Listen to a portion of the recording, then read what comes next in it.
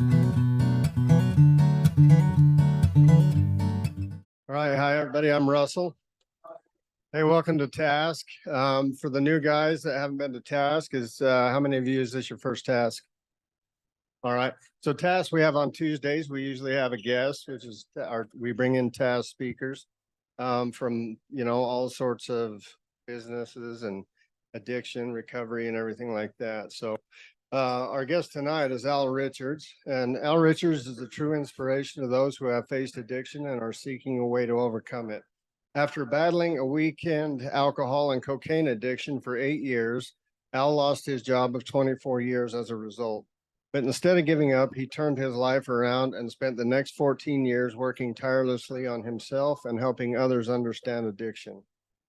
In March of 2021, he started the Other Side of Addiction podcast, which is quickly becoming a space for open and honest dialogue about addiction and recovery.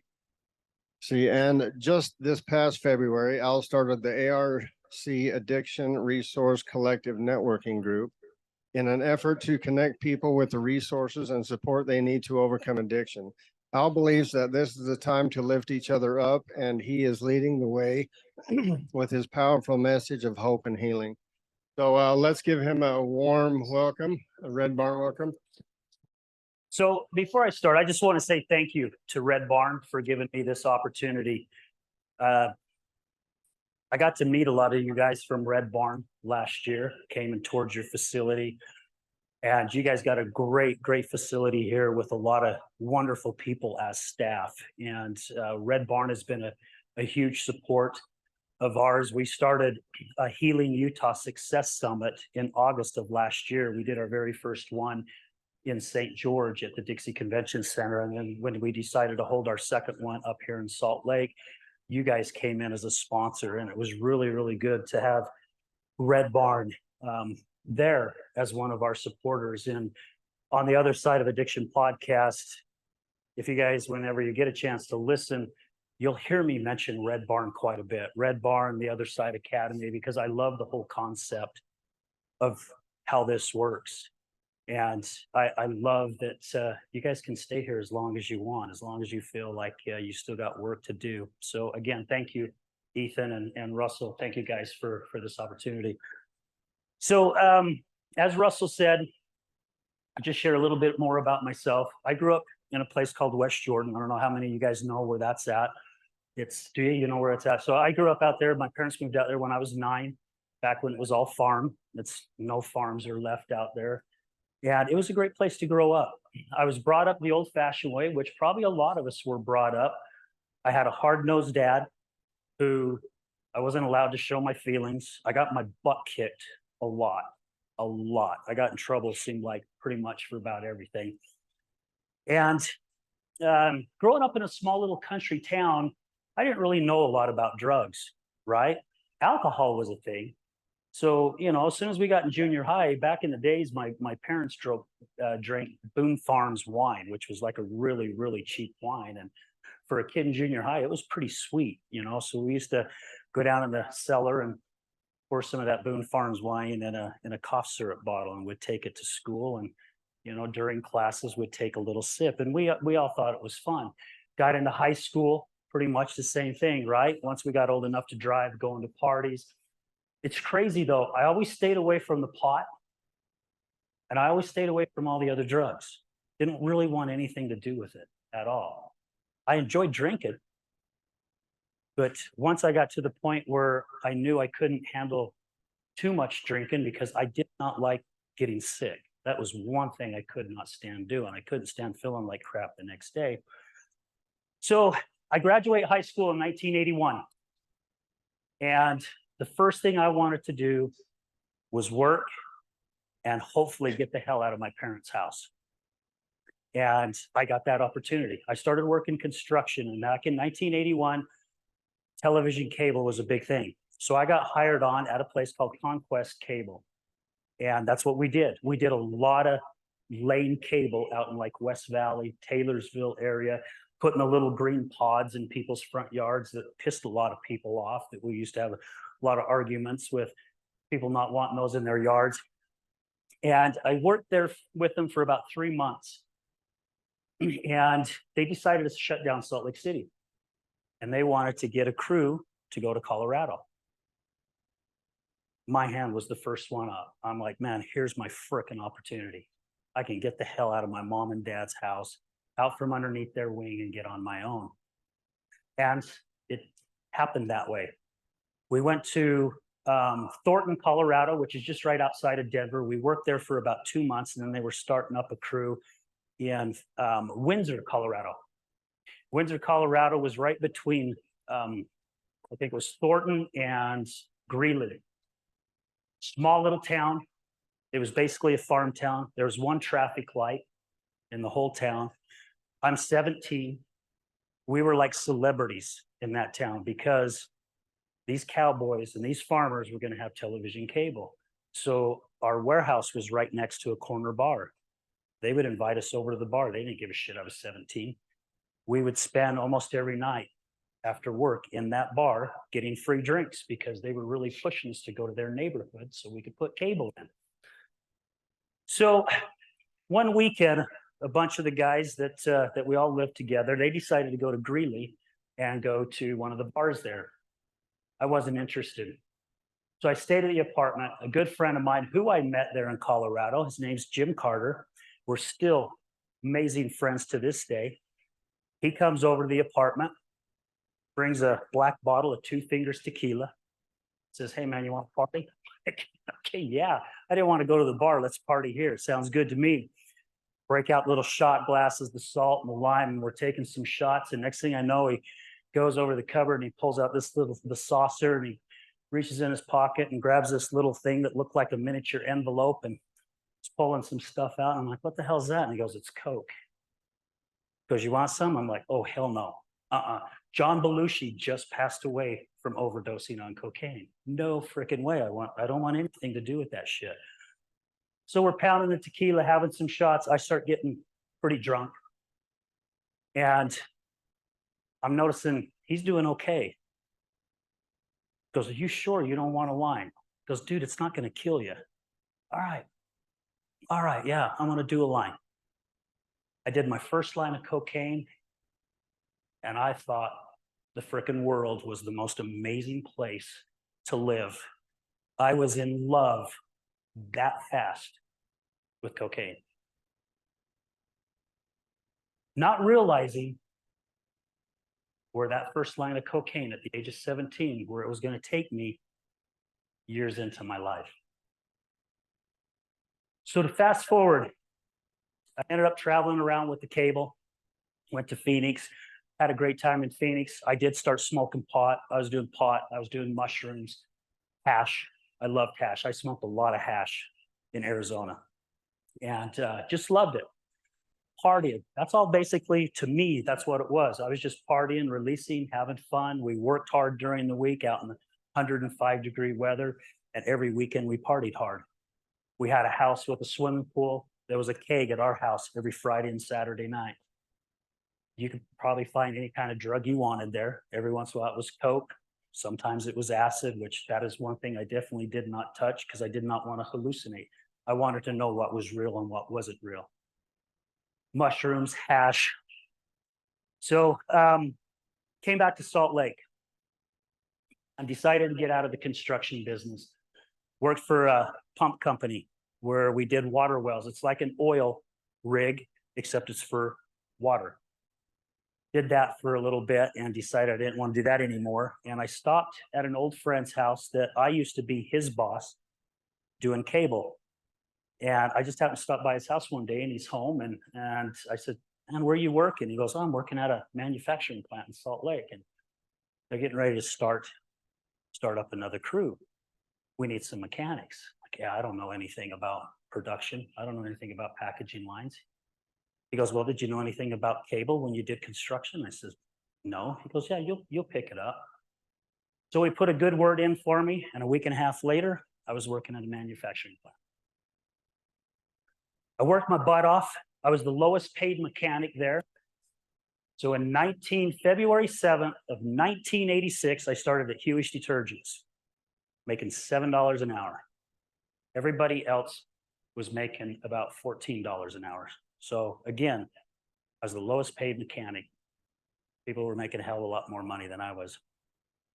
But I put my freaking nose down. I pushed hard. And before I knew it, I started passing these other guys up. I was offered a lead position. And my career just started taking off. This was my career. I fell in love with it. I enjoyed doing what I was doing. We ended up building a plant in Bowling Green, Kentucky.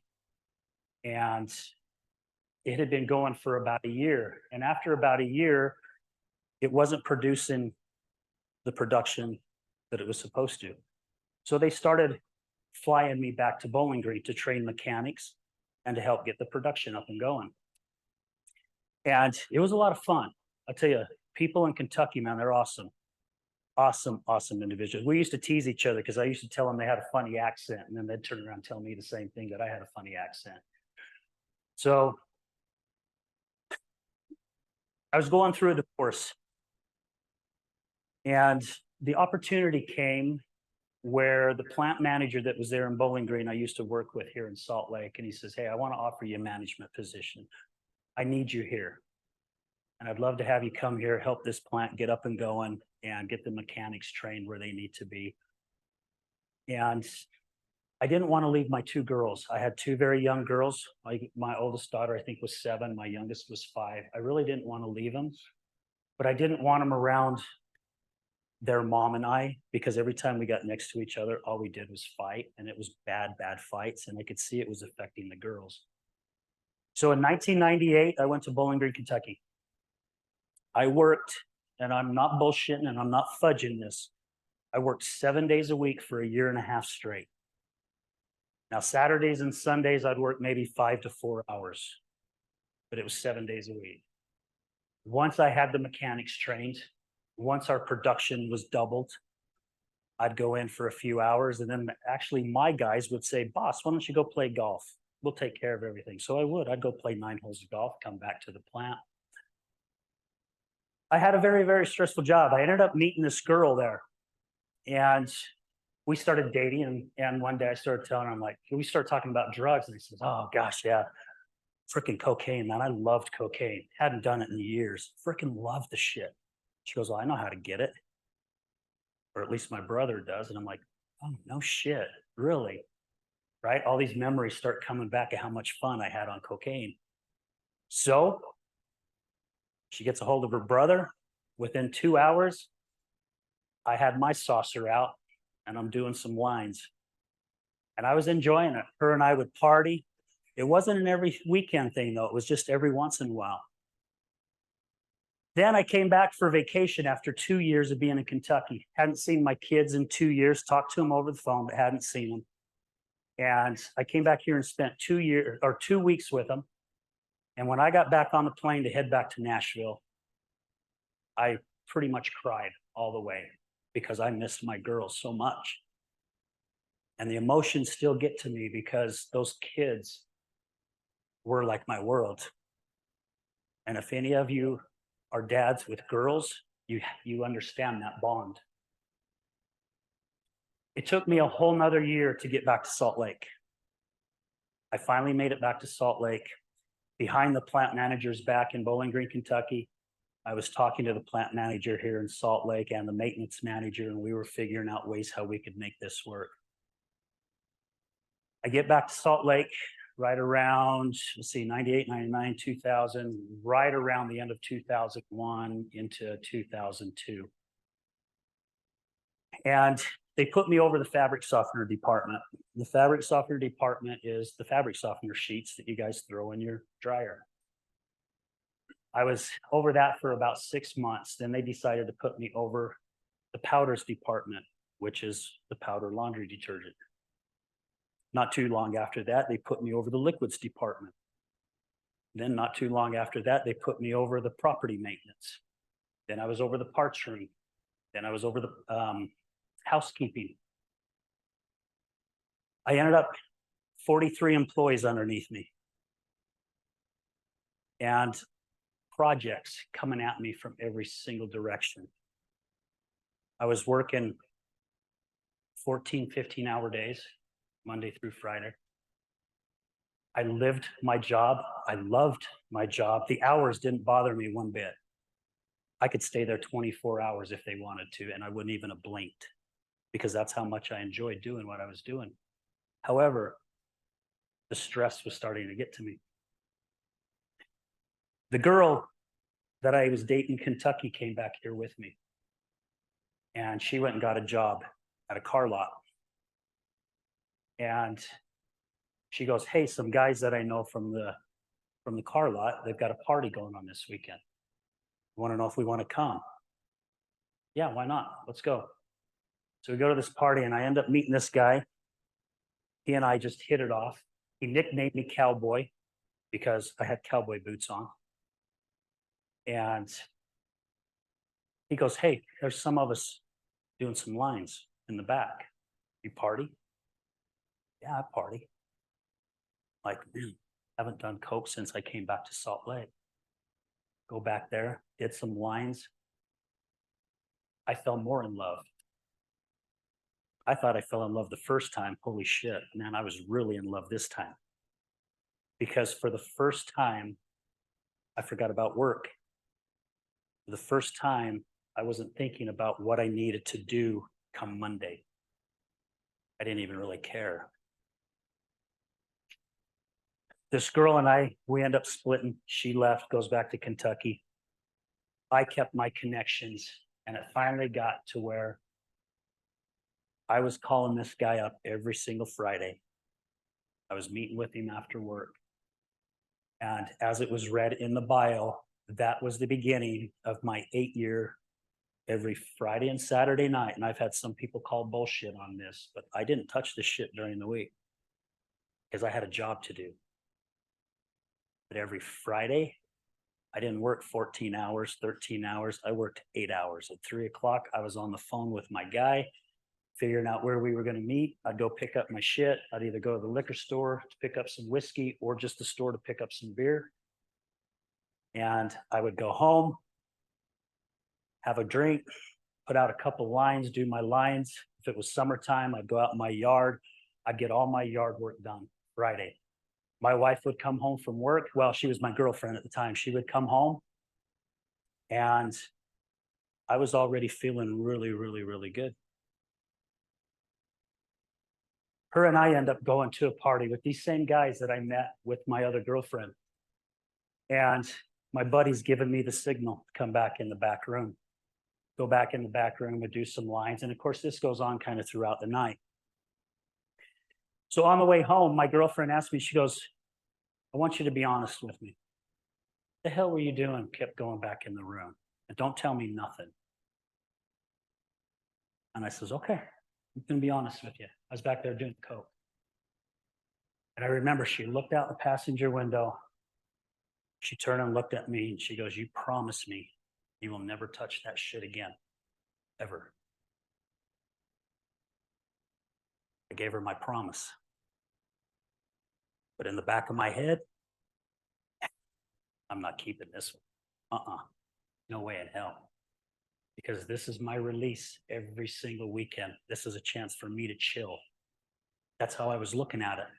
I was using the stress of my job to justify me doing what I was doing every single weekend. We dated for 3 years. I finally decided to marry this girl. She's 10 years younger than me. We get married in July of 2009, or not July, excuse me. We get married in May of 2009. July of 2009, a month and a half, I go walking into work. I work 3/4 of the day. My manager, my boss calls me, go down to the office, and he goes, "You need to go UA." What do you mean I got a UA? I've been drug tested in 15 years. This ain't happening. So I'm like, I gave him this excuse. I'm not able to. I've got this I got to get done. The plant manager's bugging me about this. I've got this manager bugging me about that. It's like, okay, but you're going tomorrow. So what do you think I did when I was on my way home? I was on my cell phone calling everybody. How the hell do you pass a freaking drug test? I got to figure this out, right? And everybody's, oh, drink a lot of vinegar. Oh, drink a lot of water. Oh, try pickle juice. Oh, do cranberry juice. I was doing everything possible. Next day, go into work. I go do my UA. A week goes by, I don't hear anything. Maybe I passed. Maybe that shit really does work. 2 weeks go by. Nothing. I'm like, I got it. I can't freaking believe this. I beat it. About another half a week goes by, and I'm in my office having a meeting with my mechanics. And I hear security call my manager and say, Debbie Mayer needs to see you over at HR. Debbie Mayer was the manager of the HR department. Immediately, I felt all the blood rush down to my feet. I knew exactly what that was for. About 20 minutes later, my boss shows up at the door of my office and he says, are you almost done with your meeting? I said, I am. He goes, well, hurry and finish up, and then you got to go with me. I end up going over to HR. They break the news. My drug test came back positive for cocaine. HR girl was shocked.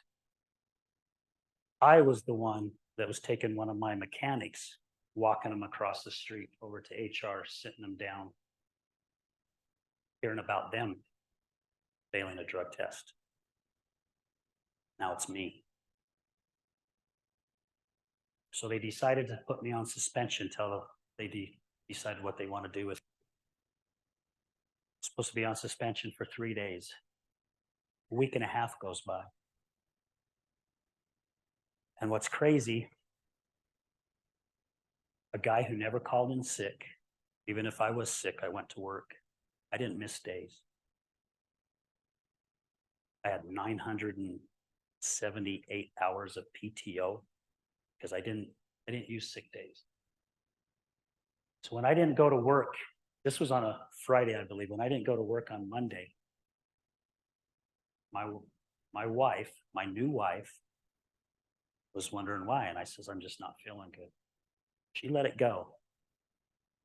Second day, not feeling good. Third day, she came home and she goes, okay, you start telling me the fucking truth. You do not miss work. You're not sick. And even if you were, I know you'd go to work. I had to put my tail between my legs and tell my wife, after I promised her that I failed a drug test for cocaine. Her new husband, a month and a half, a man that she trusted, I threw it all away just like that. Took about a week and a half. I finally got called to come back into work. My manager, the plant manager, some other people, they fought for me to keep my job.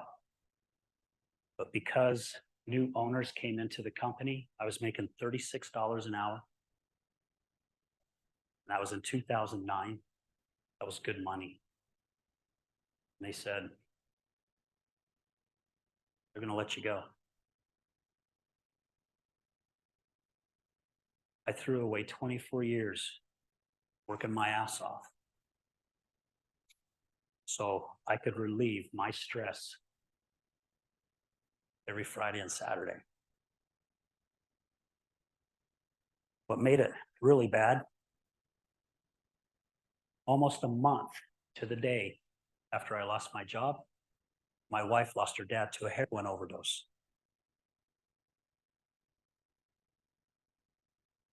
A year later, we lost our house. I used all my retirement, everything that I had put away to keep the house and do everything I could because I decided I wasn't going to go back to work for corporate America. I also found out after losing my job, I was not the person that I thought I was. I thought I was this pretty cool guy that everybody liked. And I had a few friends, didn't know why I got fired, call me up to try to, I think, get some information. And I was too embarrassed to tell them. But they had enough balls to tell me how they felt about me. And they said, you know, we never trusted you. What do you mean you didn't trust me? I never stole from you. I always treated you and your family, your kids with respect.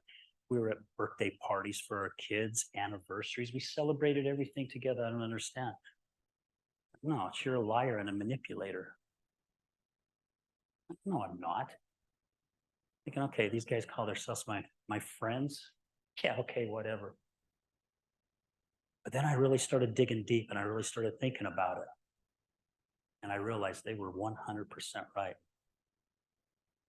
I shared at the beginning of my talk that my dad was really hard on me.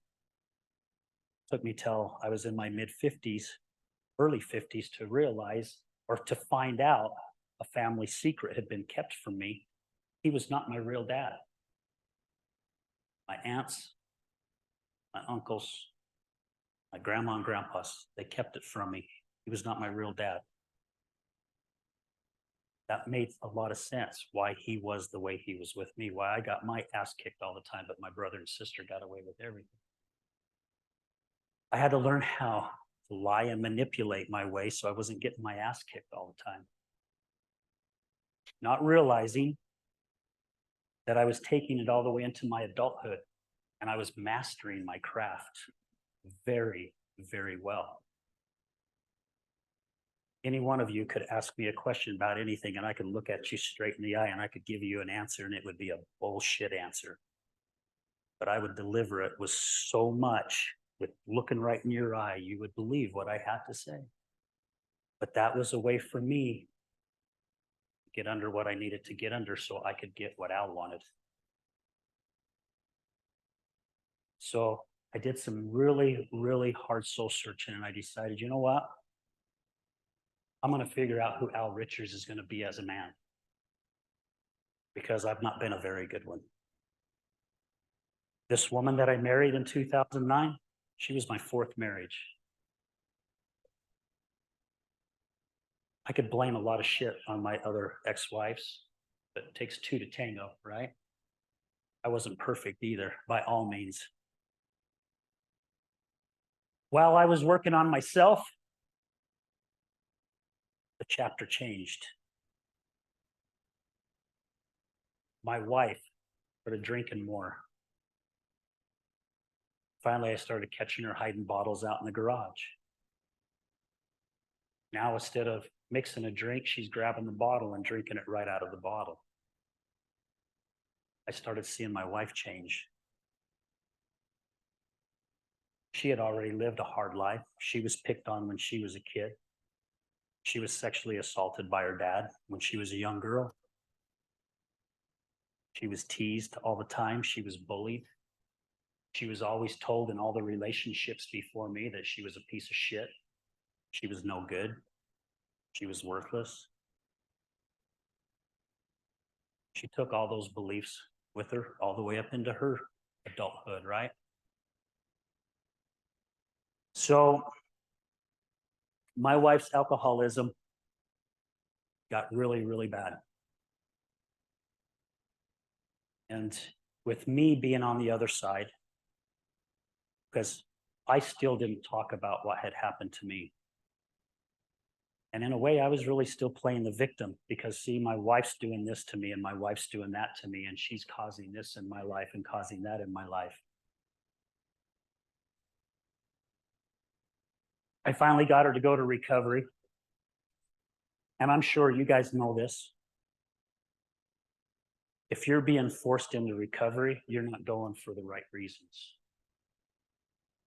She went because of me. The first 4 times that she went, it was because of me, because she didn't want to lose me. Made me feel good. But what I know now, I know that was totally the wrong reason for her to go. I think she went to 3 or 4 rehabs and she finally started getting herself together and she ended up going 13 months sober. Our relationship was the best that it had ever been. Then one day she decided to take a drink again. And that Pandora box opened. She turned her life upside down as well as mine in a very, very short time. She couldn't keep a job. She was wrecking her vehicles. My wife was 5'2". At that time, I think weighed about 105 pounds. And when she got that booze in her, the pitchfork came out, frickin' horns started growing. I had no clue who the hell this woman was. I end up having to call the cops on her over and over, have her arrested. The abuse that was going on in the house, pretty much the verbal abuse, her throwing shit at me getting angry, which was scaring me because in my mid-20s, I went to therapy for 6 months to learn how to control an extremely, extremely bad temper. I could explode at a drop of a pin, and I didn't care how big you were, how small you were.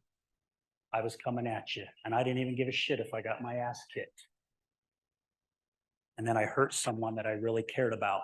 And when I saw him laying on the floor, doubled up in a ball, that's when I realized this is not who I want to be.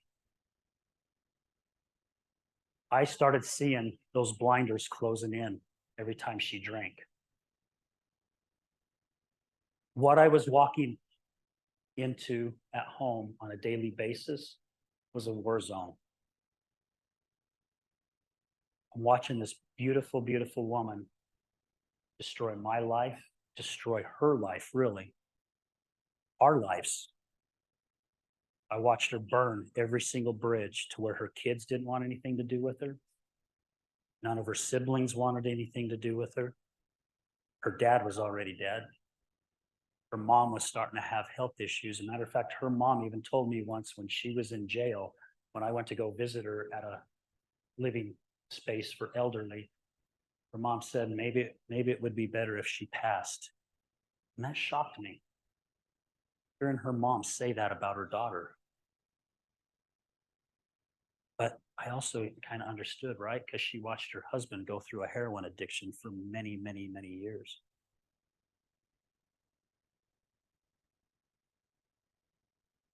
So one of the reasons why I called the show The Other Side of Addiction is because us on the other side, those on the other side, we think we know everything there is to know about addiction. I like to share, I was my wife's therapist for all those years. She was an alcoholic. And now I know why I don't have a certificate on the wall that says I'm a certified therapist, because I sucked at it. And the reason why I sucked at it is because I didn't know anything about addiction.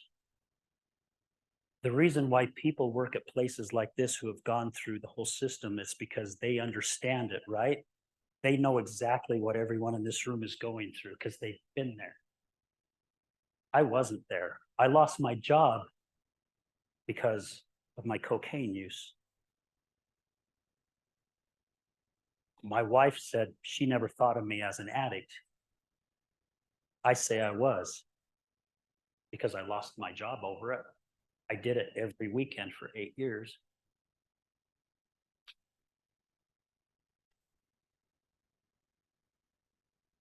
So as things started getting bad with my wife, it's almost like I grabbed that ball and chain and I sat down and I clamped it to my ankles. And as she was getting drugged down that rabbit hole, I started following her.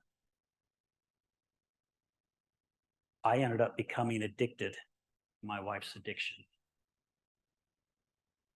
I was watching every frickin' move she made. Every time she came home and went out to go have a smoke, I was peeking out the blinds to see where she was going so I could catch her hiding a bottle. It consumed my life. Every time she called me, the first thing I would do is listen how she was talking. Is she slurring her words? Is she talking normal?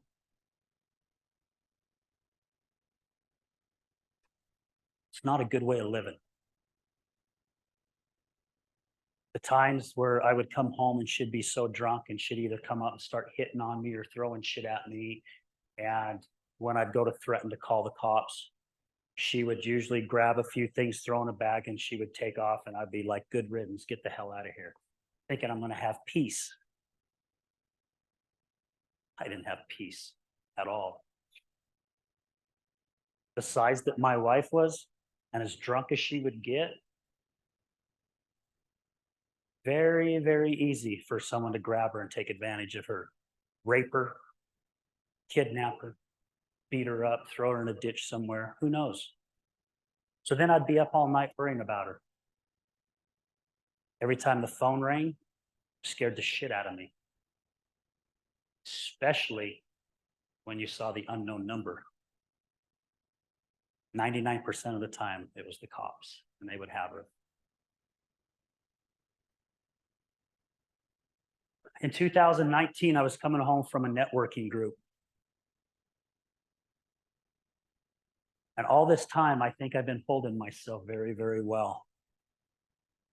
I haven't shared my wife's addiction with my family. I haven't shared my wife's addiction with my friends. I've kept everything hush hush. I didn't want people to judge my wife. I didn't want her to look at her as less than. I'm on my way home from a networking group, and I had made my mind up. I'm going to go home. I'm going to go grab my 9mm, and I'm going to go up in these mountains where I love to be. I'm done. I'm thinking about taking my life because of what my wife's going through and what I'm going through. Now, I'm not blaming it all on her. And the reason why is because I was choosing to stay there, right? I was choosing to stay in this relationship because I'm the husband. My wife's hurting. I'm the knight in shining armor. I'm the guy riding up in the freaking white stallion with my shiny armor on, and I'm going to help you. How the hell can I help someone when I don't even understand how to help her?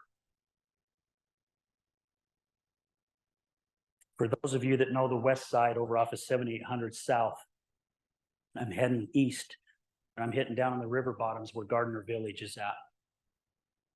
And that's all I'm thinking. I'm going to go home and get my pistol. I get a phone call. Get my act together, answer the phone, talk to him. And when I hang up, screenshot on my phone is of my 2 daughters, my 3 beautiful grandkids, 2 granddaughters and a grandson.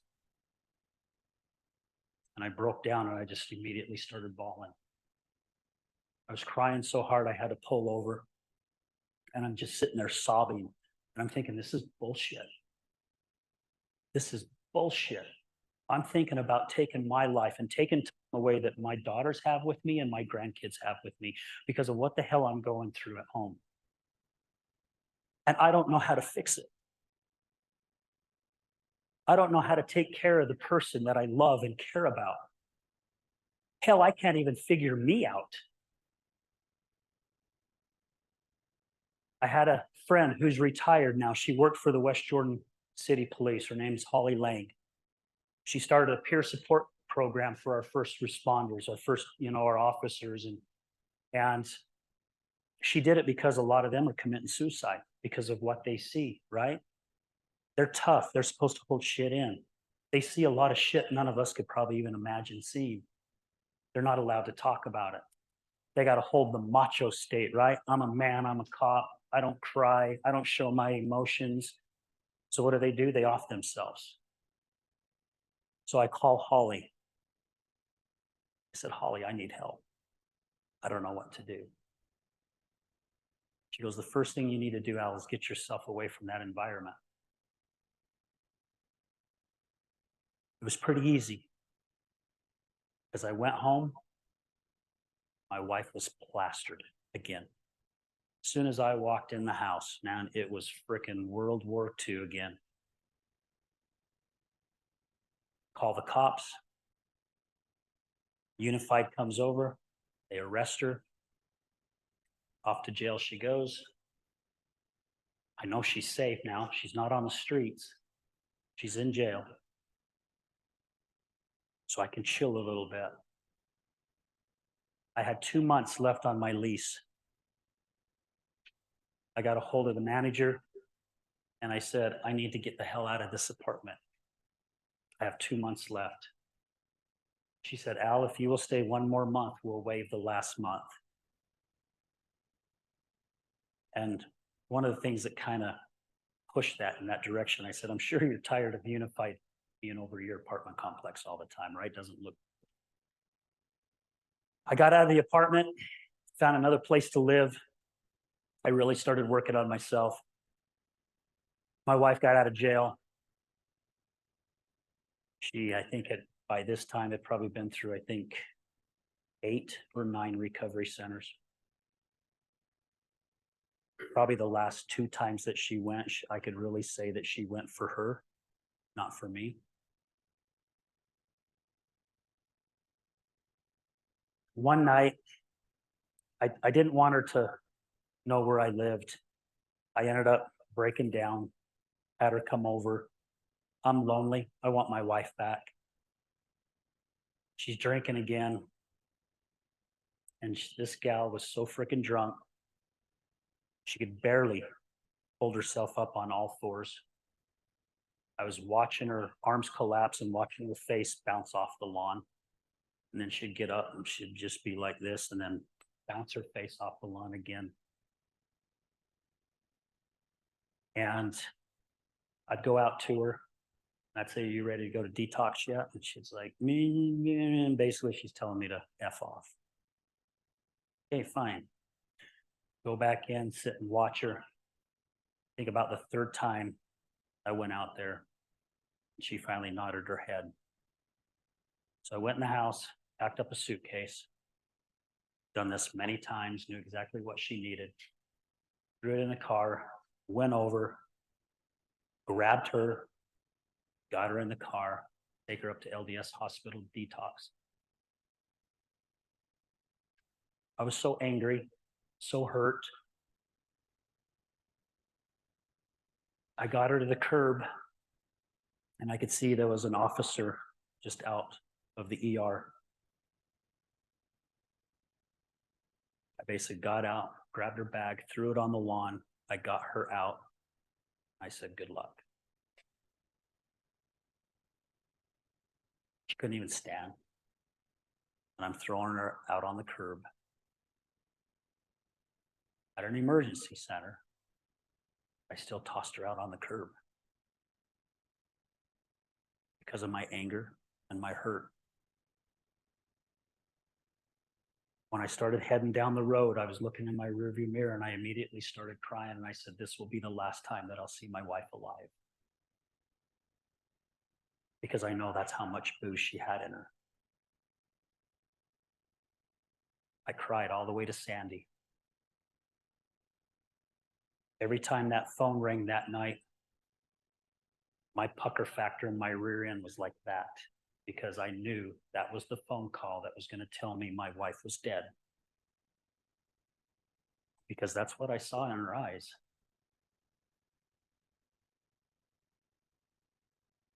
My wife ended up coming out of it,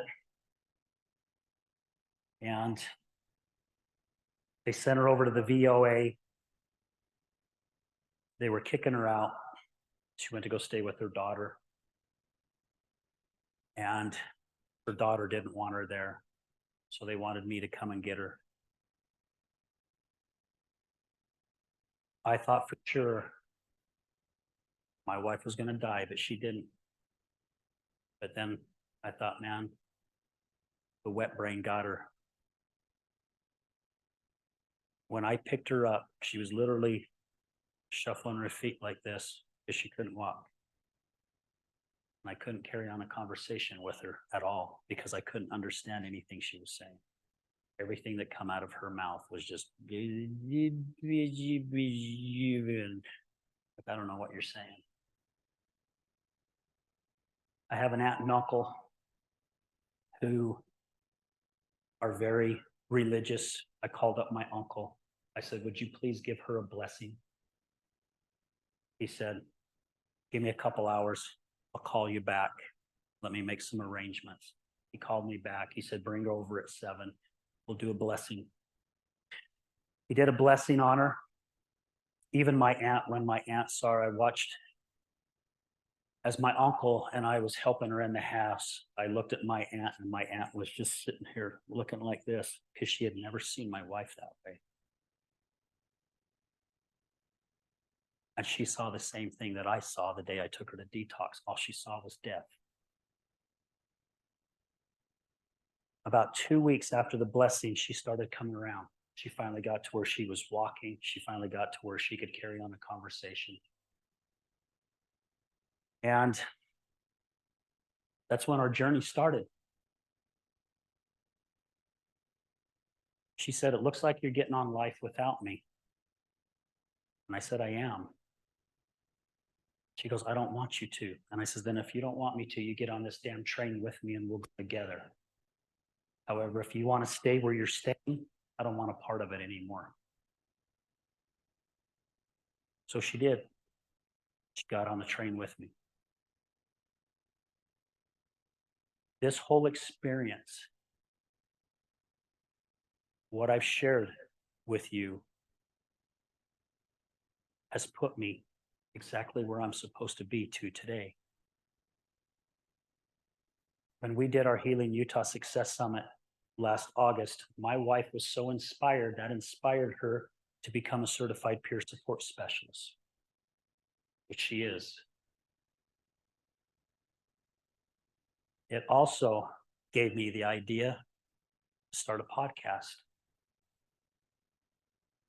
One of the reasons, I didn't want family members to make the same mistake that I made with my wife. I'm sure everyone in this room was told by someone, why can't you just stop? Stop. Simple. I can have a drink and not ever drink again. Why can't you? Why can't you stop doing heroin? It's easy. I did it once. I didn't like it. Right? That's what happens. And again, it's because we don't understand. Another reason why I wanted to start the podcast, because I wanted to help get rid of the stigma. I'm just as guilty. I'd go downtown and see the unsheltered alcoholics and the addicts down there. Say to myself, why don't you get your shit together? Get back to society. What the hell's wrong with you? And I'm telling you the truth. These are things that I said. Then I watch my wife go through it. I start understanding things just a little bit more. Then I start my podcast. And I have people like yourself come in and share their stories. Now I'm really starting to wake up. Now I'm really starting to understand why we go the way that we go. You guys heard me share that the reason why I did my weekend cocaine and alcohol was because of the stress of my job. I started digging down a little deeper. And I started realizing I was numbing out all the shit that had happened to me as a child just as much as my guests that were coming in. All the times my dad kicked my ass for shit I didn't even do, but I got my ass kicked anyway. It wasn't just my job. You know what the crazy thing is, though? People are coming in and sharing their story and being vulnerable and opening up on my show.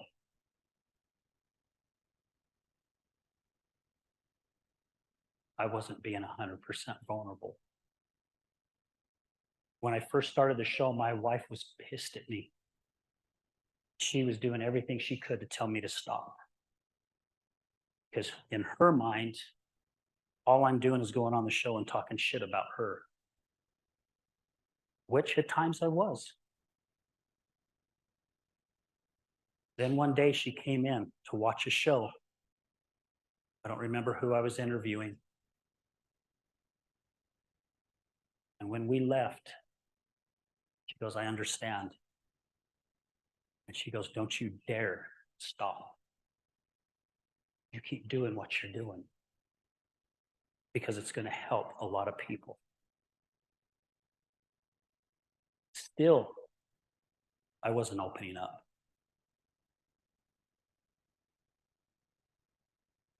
Last August, I got to share stage with Dave DeRocher, the executive director of the Other Side Academy. Powerful, powerful speaker. After our event, I went up to him and I said, Dave, man, when we get back to Salt Lake and you got some time, I want to schedule a meeting with you. What for? Oh, I want to sit down. I want to learn how to speak like you. Holy shit, you know how to deliver a message. I want to be like that. January of this year finally comes. His assistant calls me, Al, Dave finally wants to meet with you. He's finally got some time. This has been since August. It's on a Thursday, which is the day that I record shows up until this month. I moved them to Fridays now, but I sit in there in Dave's office. Dave comes in, gives me a big hug. Hey, brother, what's up, man? How's life treating you? Just like always, buddies. I sit down. He sits down in his chair. What was the purpose of us meeting again? I said, Dave, I wanted to talk to you. I wanted to talk to you about speaking. How can I be a better speaker? How can I get my point across? Now, some of you that work here at Red Barn, you probably know Dave, because I know Michael knows Dave very well, because he's the one that kind of helped Michael get going here. But Dave goes, may I have permission to speak freely? I said, yes. When you give a man like Dave DeRocher the thumbs up to speak freely, you better be ready. I was sitting on a chair. Both of them had rollers. He reached over and he grabbed my knee and he pulled himself right up to me and got right in my face. And he goes, you want to be a more powerful speaker? I said, yeah. He goes, you start telling your fucking story. Let your wife tell her story. You tell your fucking story. And I'm going, oh shit. My ego's coming up, right? I'm putting those bricks up. No way. And he started laying into me. He goes, you got a story to tell. You know you have a fucking story to tell, Al. And finally, I stopped myself. I grabbed a hold of my ego and I said, you know what? I gave this man permission. I need to listen to what he has to say.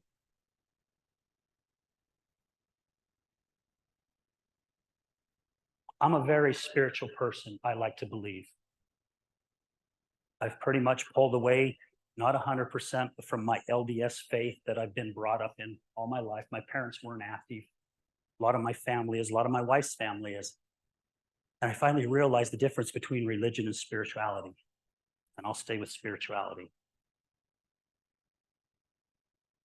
God works in amazing ways. After Dave ripped into me in a gentleman way, and a way he knew I would listen, his assistant, Robin, happened to be my guest co-host that day on the show.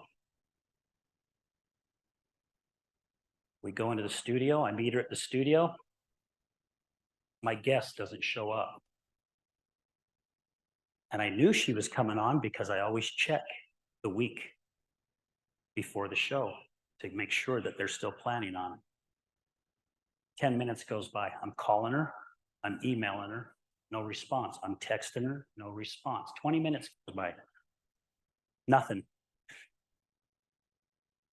So Robin goes, what do you want to do? I want to take Dave's advice. She's like, you're shitting me. Like right now?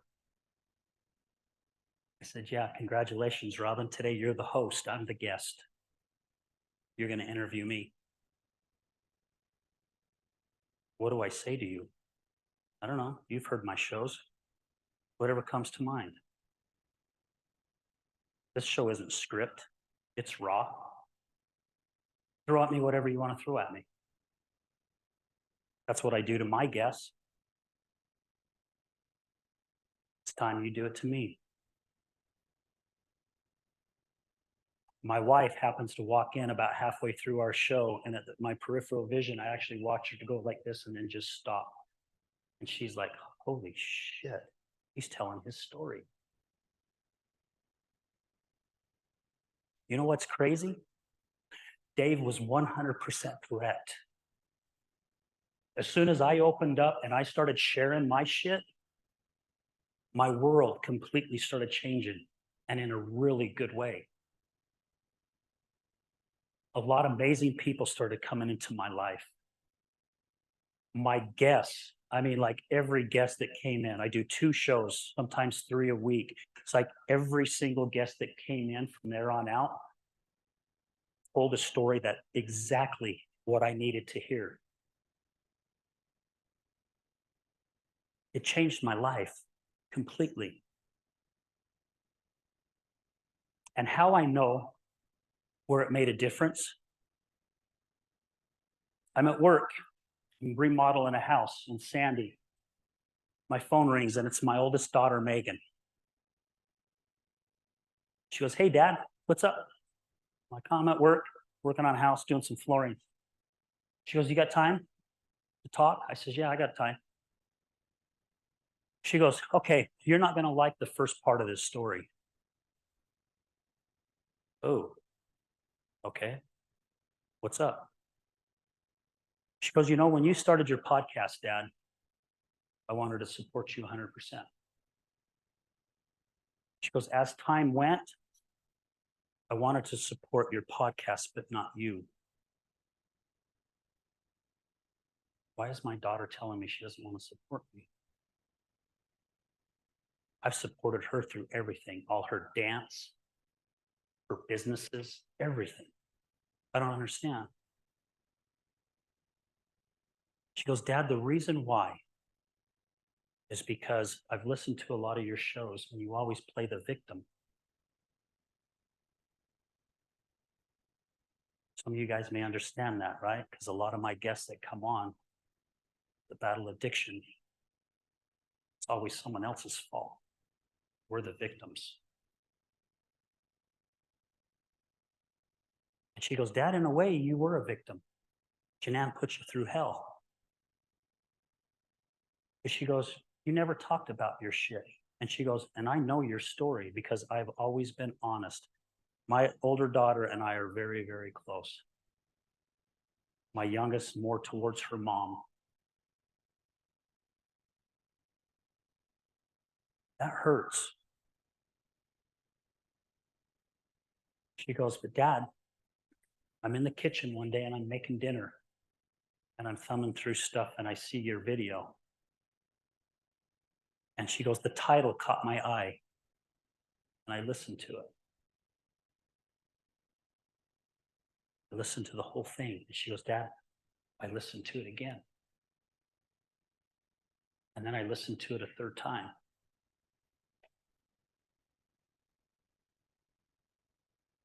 That day, my daughter told me how proud of me she was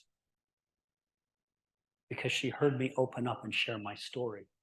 Another blessing that Dave DeRocher gave me because I opened up. I've told my daughters all my life how proud I am of them because I didn't get that as a kid. I was going to make damn sure I told my daughters, no matter what it was that they did, I was going to be proud of them. And now here is my daughter, 33. At that time, I was 59. I'm 60 now, but telling her 59, not year-old, your youngster dad, that she's proud of him. What a difference that made in my life. And it's because I opened up. My buddy Nicholas T. Smith, who wrote the book Giant and Smalls, which is a really, really good book, and he has a Facebook page, him and Ryan Morris, called A Tribe of Giants. They have people from all over the world who have gone through a lot of shit in their life and have come out on top. They have taken what they've learned, they have taken their mistakes, and they've made a difference. I had him on the show once, and he said, Al, if you go back and you connect your dots of your life backwards, not forward, connect them backwards, you'll see you're exactly where you're supposed to be at this very moment. And that really resonated with me when he said that. And I started doing that. That day I went home and I really started thinking about it. And I started looking where I was during my 8-year alcohol and cocaine use, losing my job, where I started going, where my journey started going. Everything my wife's addiction put me through, put us through, pushed me to be what I do today. Speaking events like this, doing a Healing Utah Success Summit, interviewing people from all over the world.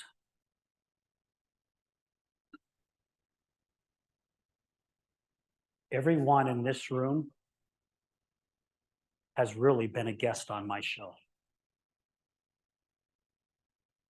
And I have to say thank you to every single one of you, even though you may not personally have been on the show. And I say thank you because you guys have opened my eyes. You have made me realize a little bit more.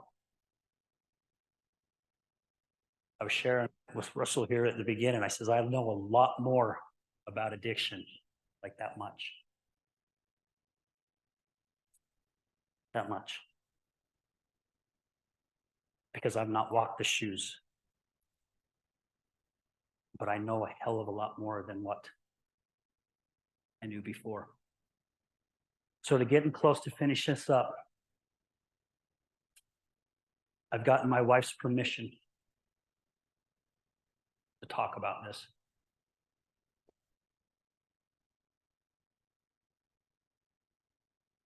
Two and a half years my wife's been sober until 3 weeks ago. The day before my birthday party, she relapsed.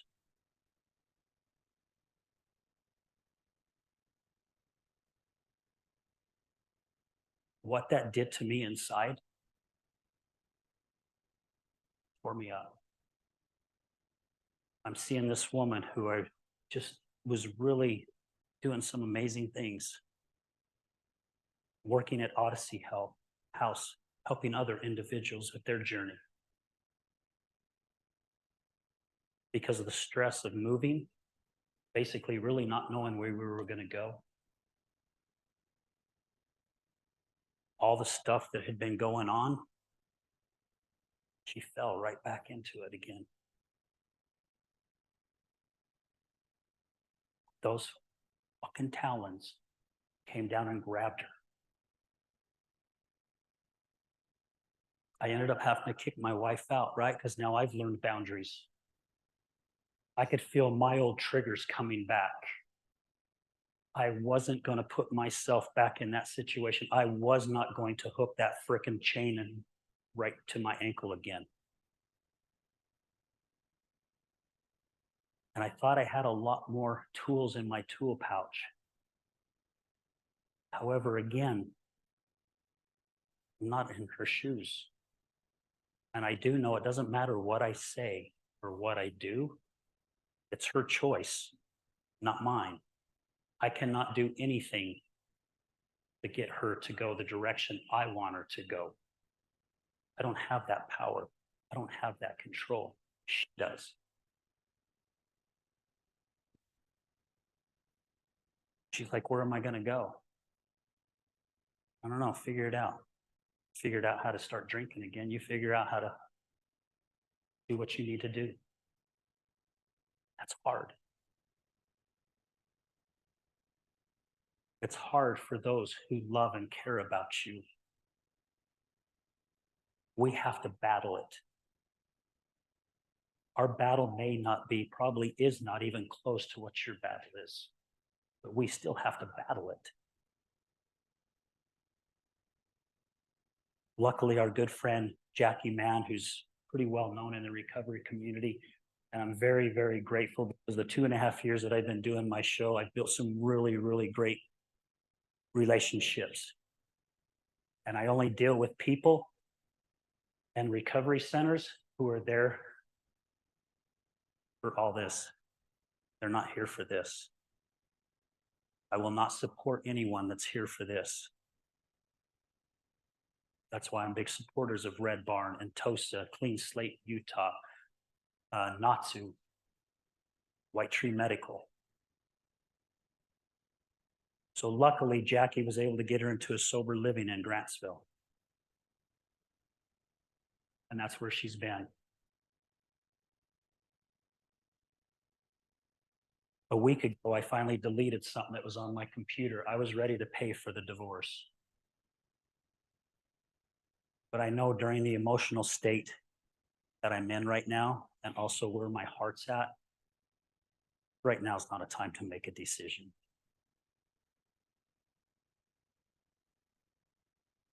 So I want to share something with you guys.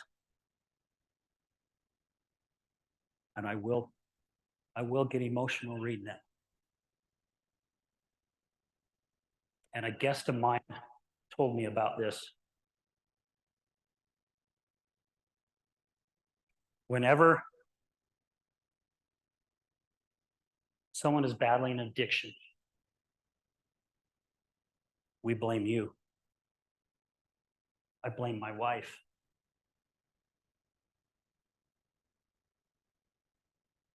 Why does the addiction get off scot-free? Why are we not saying something to the addiction? Because we as loved ones, we know who you are. We know the real you. Maybe some of you may not know your real you yet. You will. But that damn addiction gets off scot-free. So I sat down and wrote a letter to addiction. Dear addiction, I'm writing this letter to you with a heavy heart. Actually, it's a broken heart and a deep sense of resentment. You've infiltrated our lives like a silent predator, destroying every fucking thing in your path. I want you to know just how much I fucking hate you. How much I despise your existence.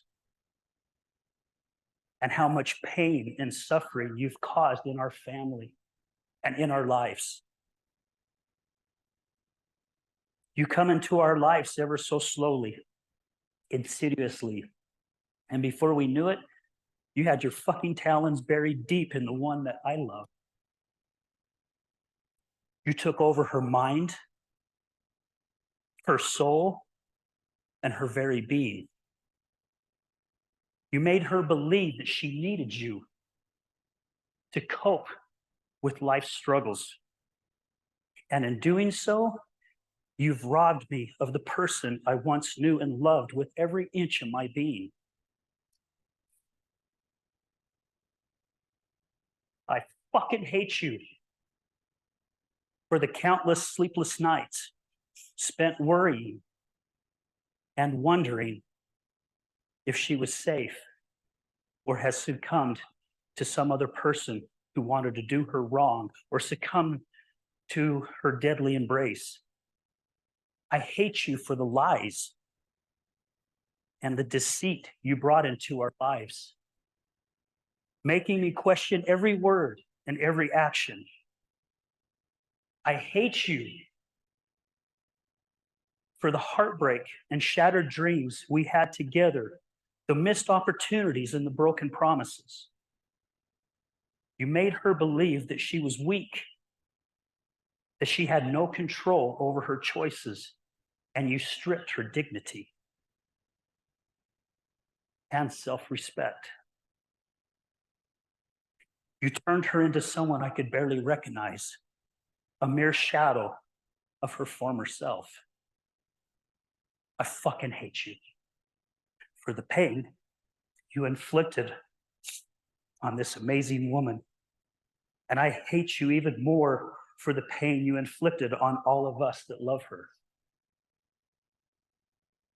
You took this beautiful woman away from us, from me, turning her into a person consumed by their addiction, leaving us feeling helpless and alone. I really fucking hate you for the countless arguments and the tears shed because of your presence in our lives. You made us feel like we were walking on a tightrope, never knowing when the next crisis would strike or when you would rear your fucking ugly head again. Despite all the hatred I feel towards you, I also recognize that you are not just an abstract entity. You're a result of a complex factors, vulnerabilities, and struggles. You're a disease that takes hold of people's lives and turns them into something unrecognizable. And while I hate the pain and suffering you've caused, I also understand the compassion and support are crucial in the fight against you. We will not let you destroy us completely. We will stand together as a family united against your relentless grip. We will seek help, educate ourselves, and support each other through this battle. We will remember the person we love beneath your cruel influence and never give up on them. So addiction, know that I fucking hate you with every ounce of my being. We will fight against you with all our might, and we will prevail. Sincerely, one angry son of a bitch. I spoke at Odyssey a couple of weeks ago, and I'm going to share with you what I shared with them. Don't you guys fucking give up. Don't you dare. Do not be a statistic. Every one of you are loved. Every one of you have a purpose here. We need every single one of you.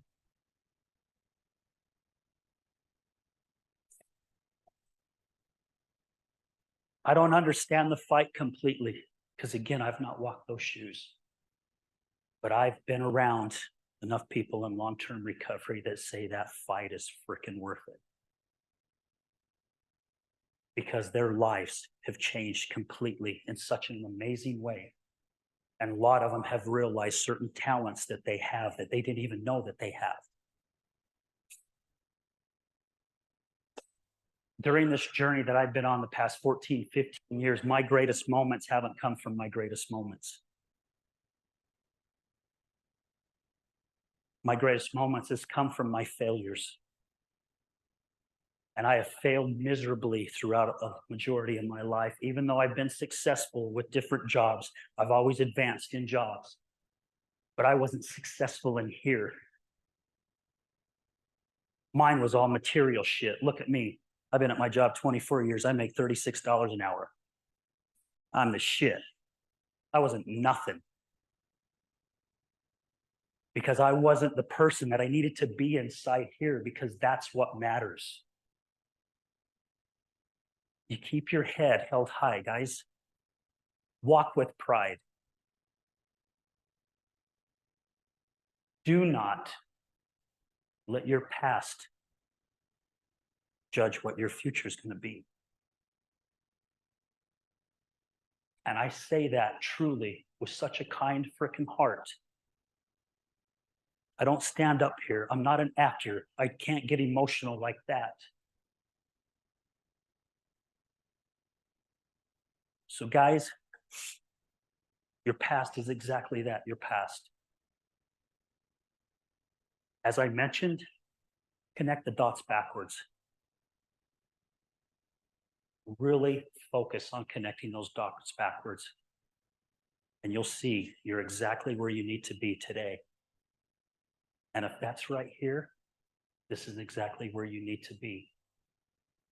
Because a year from now, you'll connect the dots backwards and you're going to see where this was the first stop to lead you to a different place.